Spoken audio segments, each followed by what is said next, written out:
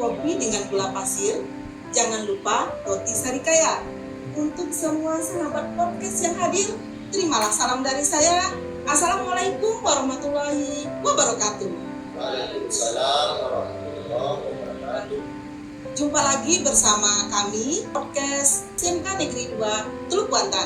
Kali ini kita akan membahas tentang bimbingan konseling di SMK Negeri 2 Teluk Buantan. Yuk, pantengin terus sampai selesai. Buat sahabat podcast yang baru bergabung, simak dan lihat semua podcast kami. Pasti menarik tentang SMK Negeri 2 Teluk Buantan khususnya dan secara umum tentang dunia pendidikan. Saya Fauzia Rifa SPD MSI sebagai host pada pertemuan podcast kita kali ini. Kita kedatangan tamu Bapak Ibu guru hebat bersama Bapak Hadi, Bapak Brikos, Ibu Nada dan Ibu Triska. Halo Bapak Ibu, apa kabar? Oke. Pada kesempatan ini kita akan berbincang-bincang tentang BK di SMK Negeri 2 Teluk Buantan. Nanti saya akan bertanya dengan pertanyaan yang berbeda kepada masing-masing Bapak Ibu. Oke, sebelum kita mulai mungkin ada baiknya kita perkenalan dulu. Tak kenal maka tak sayang. Oke, mungkin kita mulai dari Bapak Hadi. Silakan Pak Hadi. Nama saya Aldi, BK SMK Negeri 2 Buantan dan sudah bertugas di SMK 2 ini sejak tahun 2008. Oke, sudah lama sekali ya Pak ya. Selanjutnya kepada Bapak Brikos kita persilakan. Baik, terima kasih Bu Ezi. Perkenalkan nama saya Brikos Nian Saputra SPI. Saya juga sama dengan Pak Hadi, juga sebentar dan di Witsus Riau. Terima kasih Bu Ezi. Iya, terima kasih Pak Brikos. Selanjutnya kepada Ibu Triska. Baik, terima kasih Bu. Perkenalkan nama saya Triska Gustini. Saya merupakan salah satu dari guru BK di SMK Negeri 2 Teluk Buantan ini. Mulai bekerja sejak awal semester tahun 2024. Tergolong sangat baru ya Bu di sekolah ini. Dan saya merupakan alumni dari jurusan psikologi Universitas Riau. Oh, dari psikologi ya. Selanjutnya kepada Ibu Nada. Perkenalkan, nama saya Deblenda. Saya bergabung di SMK 2 sebagai guru muslim sejak akhir 2024 dan saya tamatkan S1 psikologi. Untuk pertanyaan pertama ini saya akan bertanya kepada Bapak Brikos ya.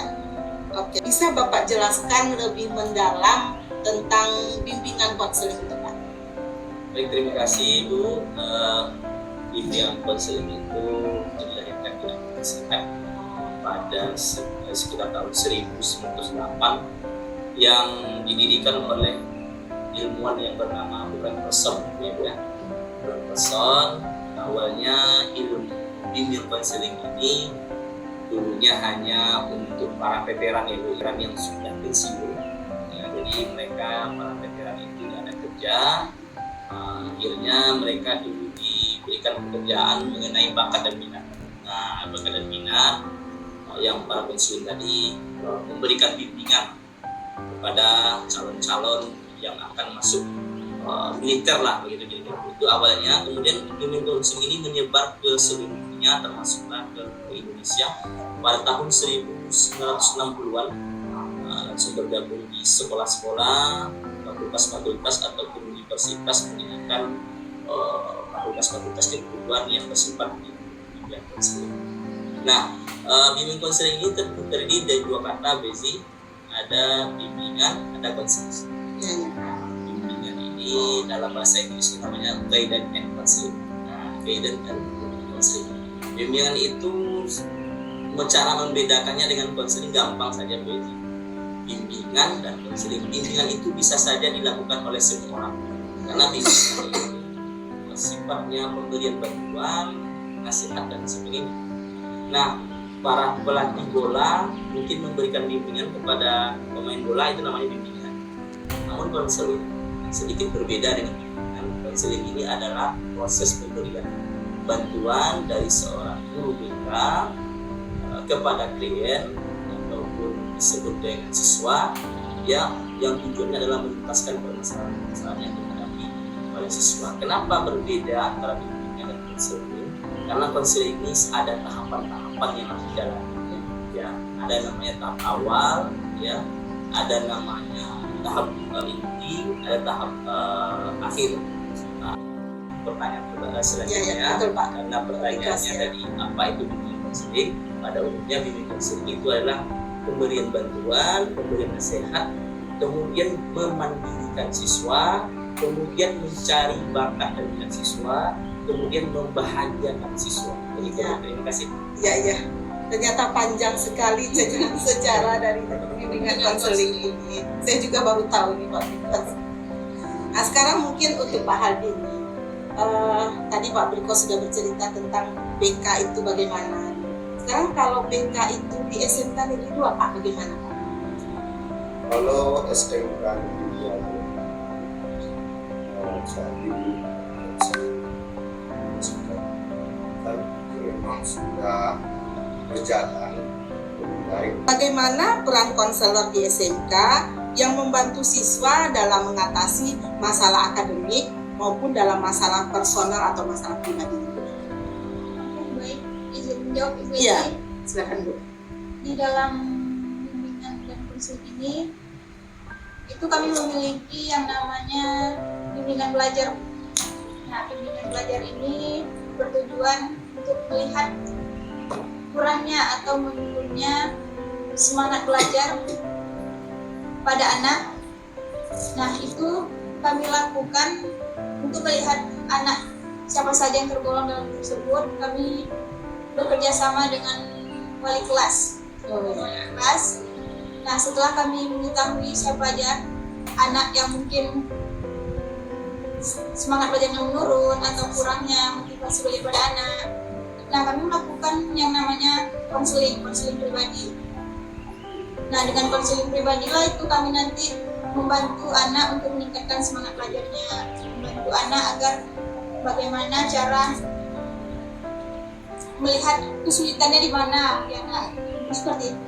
Iya. Melalui konseling pribadi. Konseling ini bisa ada juga, saya dulu pernah belajar coaching ya Bu ya. Ya, Sehingga mereka bisa menggali sendiri, dia akan menemukan sendiri jalan keluar dari masalah yang dihadapinya. Oke, terima kasih Bu Nada. Selanjutnya ini kepada Ibu Priska. Apa perbedaan antara bimbingan konseling di SMK ini dengan bimbingan konseling di jenjang pendidikan? Terima kasih ya Bu Elsa. Jadi jenjang pendidikan yang ada di Indonesia ini kan mulai dari TK, SD, SMP, SMA sederajat dengan SMK. Nah, untuk bimbingan konseling, kalau untuk di jenjang SD, di SD itu rata-rata yang menjadi guru BK itu adalah wali kelasnya sendiri. Nah, kalau untuk di SD, cuman bisa juga guru bimbingan konseling berada di sana. Kalau di SD itu BK itu berguna sebagai aktivitas bimbingan untuk merencanakan atau melihat dari bagaimana interaksi sosial dari siswa-siswi tersebut. Jadi pengembangan penyelesaian diri dan interaksi sosial. Nah, kalau untuk jenjang SMP itu kan peralihan dari masa anak-anak ke remaja. Nah, kalau untuk SMP itu aktivitas BK yang dilakukan itu lebih kepada pengenalan identitas diri. Jadi siapakah aku, siapa diriku, nah lebih ke hal-hal seperti itu. Terus kalau untuk jenjang di SMA ini berfokus pada perencanaan karir masa depan untuk melanjutkan pendidikan ke perguruan tinggi. Nah, jadi lebih difokuskan siswa-siswi itu untuk berkuliah. Nah, kalau di SMK sebagian besar memang tujuan di SMK itu adalah agar siswa-siswinya dapat bekerja. Nah, tujuan utamanya memang untuk membantu merencanakan siswa-siswi tersebut dalam perencanaan karir di dunia kerja. Jadi mereka nanti bisa memberikan layanan informasi terkait kira-kira dia mau bekerja di mana, atau informasi tentang bagaimana sih nanti mereka sudah bekerja, mental dalam bekerja lah gitu nanti setelah tahun ini. Tapi tidak menutup kemungkinan siswa-siswi di SMK ini juga bisa melanjutkan pendidikan di perguruan tinggi. Iya. Itu. Oke, sangat luar biasa teman-teman podcast semua. Setelah penjelasan dari Bapak Ibu yang tadi, nampak sekali kita bahwa di SMK Negeri 2 ini BK itu memang sudah ditata, direncanakan sedemikian rupa. Kita sudah berkolaborasi semua stakeholder yang ada di sini sehingga sudah bisa membimbing anak-anak ini dengan sedemikian rupa. Mungkin pertanyaan selanjutnya ini, karena SMK ini memang sebagian kita itu bukan untuk kuliah saja.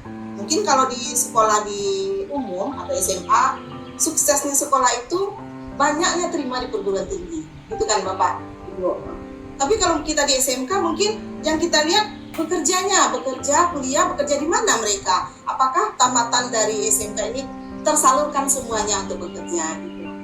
Sekarang Pak Haldi nih, saya mau bertanya, bagaimana kita membimbing atau membina karir dari masing-masing peserta didik ini sehingga tamatan dari sekolah kita ini memang betul-betul terarah. Misalnya ini yang mau bekerja, mungkin ini yang mau bekerja sambil kuliah, ini yang mau bekerja saja, gitu Pak.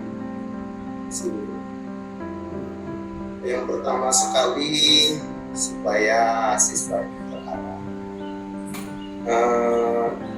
Jangan lupa bahwa SMK itu bisa melanjutkan, tapi yang diharapkan sekali dari kursus. Ya. Makanya siswa dari awal itu perlu ada penjelasan tentang jurusan yang akan dipilih, sehingga nanti sudah mengenal jurusan-jurusan apa dengan dipilih, mereka akan bisa mana yang cocok jurusan bagi diri. Itu kira-kira Ya. pasnya nanti. Mungkin Pak Brikos ada yang mau ditambahkan? Mengenai pertanyaan itu tadi terkait SMK kita namanya sekolah tujuan, Ya. kita ini siap, siswa ini output kita ini siap untuk bekerja nanti setelah kami SMK. Namun kita tidak melarang tentunya kepada siswa kita yang Juga, ya. terkait ini tim kami, tim BK bersama mengantisipasi hal yang tanya di ini. Yang pertama, sebelum saya jawab itu, karena dalam bimbingan konseling di sekolah itu ada 4 bidang bimbingan yang harus kita bimbing siswa itu. Yang Ibu sampaikan tadi namanya bimbingan karir, Ya, ya. pertama bimbingan belajar, ya, kemudian bimbingan pribadi, yang ketiga bimbingan karir, yang keempat adalah bimbingan sosial. Ini 4 fokus tujuan kerja bimbingan konseling itu.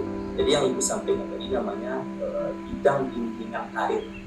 Dalam hal ini kami di BK sudah melakukan pendataan. Awal-awal kami bergabung di sini, kami sudah melakukan pendataan mana siswa kita kelas 12 lagi ya, kelas 12 yang langsung bekerja tamat SMK ini, mana yang ingin kuliah, mana yang kerja sambil kuliah. Namun mungkin kami belum bawa kopiannya, Bu, yang bisa sebenarnya dilihatkan hasil pendataan yang disebut. Namun kita tidak mengkiri, Bu, ada beberapa presentasi yang mungkin ekonominya bagus mungkin, Bu, ya. Jadi dia juga untuk kuliah. Yang bekerja ini, Bu, tentunya kami bekerja sama dengan BKK. Kita di sini ada BKK, Bu, ya. Kami selalu konsultasi juga dengan BKK. Jadi kalau ada informasi tentang kuliah, kami ada grup BK masing-masing, Bu. Kelas 12 itu kami buat grup BK masing-masing. Jadi kami kirim informasi kerja. Kemudian kami kelas 3 itu di lapangan basket setiap Selasa dan Rabu kami memberikan layanan kelas besar namanya, Bu. Klasikal ya Pak ya. Kelas besar namanya. Jadi dalam hal ini tentu kami menjelaskan tentang bagaimana setelah ini akan kemana kalian. Kemudian kalau anak-anak yang maunya bekerja, tentu kami siapkan mentalnya bekerja. Nanti anak-anak akan menghadapi ini, akan menghadapi ini di dunia kerjanya. Kemudian terkait dengan yang melanjutkan kuliah, kami juga melakukan bekerja sama dengan kurikulum, Bu, mendata siswa yang lulus eligible namanya, Bu, ya. Data siswa yang eligible, alhamdulillah, Bu, mulai dari sekarang mungkin sedang ini, Bu, ya, sedang terkenal siswa sekolah-sekolah yang tidak menuntaskan Oh iya, ada beberapa PDSS tuh ya. sekolah kemarin ya. Tapi alhamdulillah sekolah kita terselamatkan, berarti kita kerjasama dengan tim guru dan operator juga Bu ya. Alhamdulillah siswa itu juga sudah diberikan kemarin di aula. Kemudian anak-anak itu kami tim BK langsung mendampingi langsung, memegang laptopnya langsung bersama-sama dia, mulai dari pembuatan akunnya Bu ya. Artinya memang ada anak-anak yang tidak tahu tentang hal ini, ada yang perlu dibimbing betul gitu ya.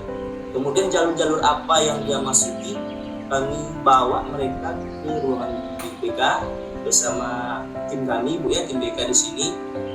Kemudian buatkan akunnya sampai mereka buat simpan permanen ya Bu ya. Kemudian jalur-jalur apa yang Anda bisa masuki ya, setelah mungkin SNBP, setelah itu nanti ada SNBT atau UTBK. Yang sekarang ini ada juga namanya Span Petekin. Span Petekin. Anak-anak itu kami pastikan tidak ada yang tidak mendapatkan informasi ini Bu. Kami fasilitasi membuat namanya ada beasiswa KIP cukup rumit Kalau dulu juga. ada bidik misi juga namanya Iya. ya. Jadi KIP ini Bu cukup rumit juga pendaftarannya, syarat-syarat yang harus dikumpulkan. Ini juga kami pastikan mereka mendapatkan layanan informasi tersebut. Inilah usaha BK dalam menempatkan penyaluran atau bimbingan karir siswa lah gitu, agar mereka itu betul-betul kembali tadi sesuai dengan kerja dan bakat dengan siswa tersebut. Terima kasih Bu. Ya. Itu juga mungkin untuk kelas 3 tadi ya Pak ya. Untuk anak kelas 2 kita yang nanti dia kelas 3 itu kan dia mau PKL.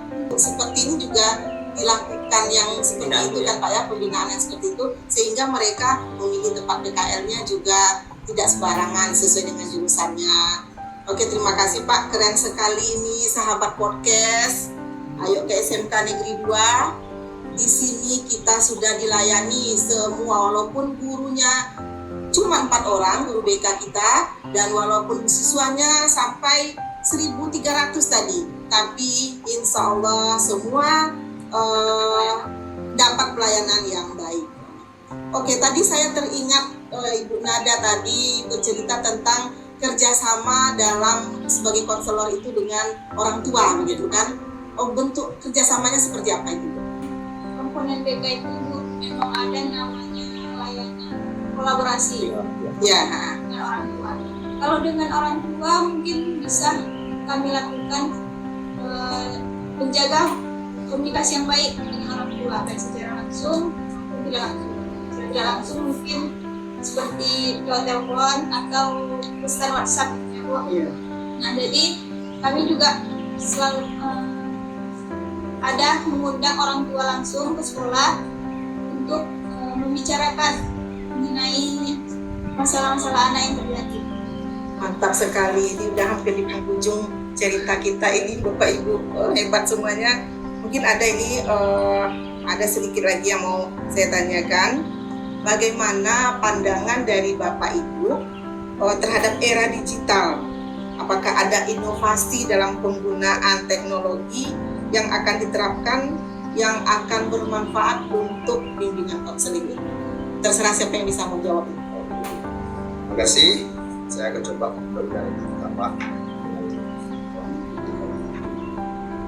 Sebenarnya kemajuan teknologi yang ada sekarang ini, informasi teknologi ini sangat-sangat membantu.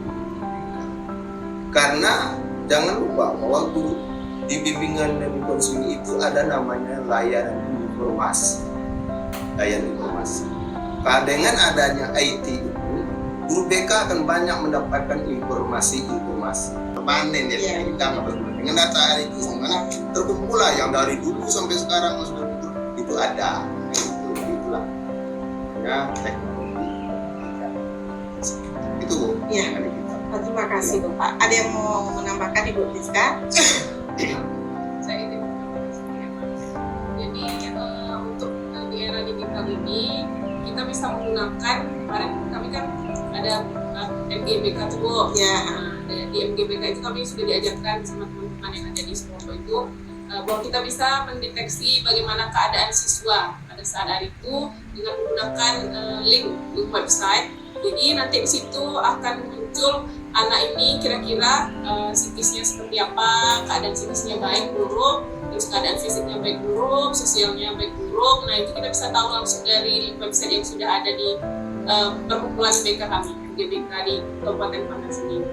Nah itu salah satunya. Terus kemudian untuk mendata siswa juga seperti yang sudah Bapak bilang, kami juga berusaha nih untuk membuat link-link yang kami bisa sendiri ya Bu, yang sudah kemampuan kami saat ini mendata anak-anak siswa yang ini yang eligible tadi, terus mendata siswa-siswi yang kelas 10 nih Bu yang baru masuk. Nah situ kami harus tahu juga kan Bu bagaimana identitas dia gitu, apa saja mungkin sedikit ada masalah privasi lah di dalamnya gitu kan, keluarganya. Nah situ kami juga mendata itu karena kan mungkin penting bagi kami untuk mengetahui kan bagaimana siswa-siswi tersebut keadaannya.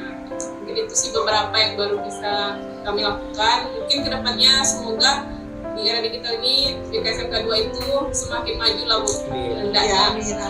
Jadi kita bisa punya alat tes sendiri, juga share online atau tes dari luar atau bagaimana. Semoga itu sih keinginan kita bersama. Ya, mudah-mudahan keinginan kita bersama ini dijabah sama Allah Subhanahu wa taala ya Bapak Ibu ya. Ada lagi yang mau menambahkan Bapak? Enggak ada? Oke. Mungkin terakhir nih. Sekarang bagaimana pesan dan kesan Bapak ini terhadap siswa yang baru masuk ke SMK Negeri 2 nanti ini, anak-anak SMP, apa yang bisa disampaikan? Ingin bergabung di SMK Negeri 2 Teluk seperti yang kita ketahui bahwa di SMK Negeri 2 SMK Negeri 2 Teluk ini adalah SMK PK Bu ya. Salah satunya di Kuansing Bu ya, SMK ya. Yang Kak Ananda semua akan rugi tidak bergabung di SMK Negeri 2 Teluk. Jika galau, temui guru BK-nya. Jika ingin kerja di hotel, ada jurusan di hotel. Perhotelan. Jika ingin hebat dalam bidang teknologi, ada TKJ, ada DKP. Jika ingin jadi podcast kita ini aja DKP sekarang ya Pak ya. Sekarang ini Pak Ibu kita lihat sudah ada semuanya, sudah dari semua jurusan sudah tampil kayaknya ya. Jadi mungkin Anda semua bisa dilihat, disaksikan di Facebook atau media sosial SMK Negeri 2. Anda akan menyesal jika tidak bergabung di SMK Negeri 2 Teluk. Iya. Oke, selanjutnya Ibu Triska. Baiklah, halo kepada calon siswa baru SMK Negeri 2 Teluk Banten, kepada adik-adik semua, anak-anak semua, ayo bergabung ke SMK Negeri 2 Teluk Banten. Kami siap memberikan layanan konseling, bimbingan kepada siswa-siswi yang ingin bergabung di SMK 2 Teluk Banten, SMK Pusat Keunggulan. Silakan bergabung ke SMK 2 dengan adanya 6 jurusan dan insya Allah ditambahnya ada jurusan baru 2 lagi ya. Itu di sana sama kuliner. Ya, kuliner.